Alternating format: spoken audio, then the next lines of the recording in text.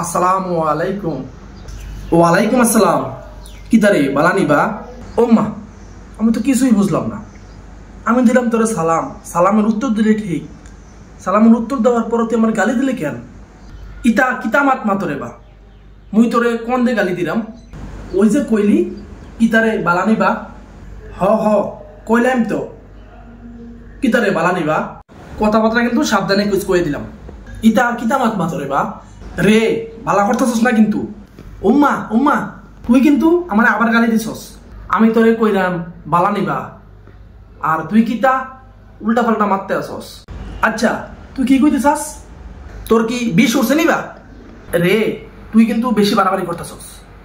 আউকা বউকা আর মাত বালা করে হুনুকা আবার দিয়ে শুরু করছস। এখন কিন্তু খিচালাম কয়ে দিলাম। আচ্ছা আচ্ছা আমি বুঝতে পারছি তুই যে সিলেটের কথা বুঝতে পারতেছিস না। আচ্ছা আমি যেটা বলতেছি তুই কি এটা ভালো করে বুঝতে পারতেছিস না? কিতা বুঝার কথা কইতাছস, খাঁটি বাংলায় ক। আচ্ছা ঠিক আছে বলতাছি, শোন মনোযোগ দিয়া। হ ক, আমি শুনি। সালামের উত্তর দেওয়ার পর যেটা বললাম যে কিতারে বালানি বা, সেটা হলো তুই কেমন আছিস।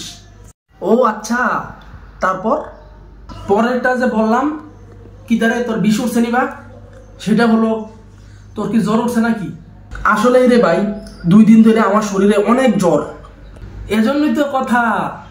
তুই উল্টা পাল্টা বলতেছস কেন? এখন তো বুঝতে পারছি জ্বরের মুখে আবল তাবল বলতেছিলি তাই না? সিলেটের মাত হইলে আইএল টেস্ট করে আসা লাগবো, বুঝছস?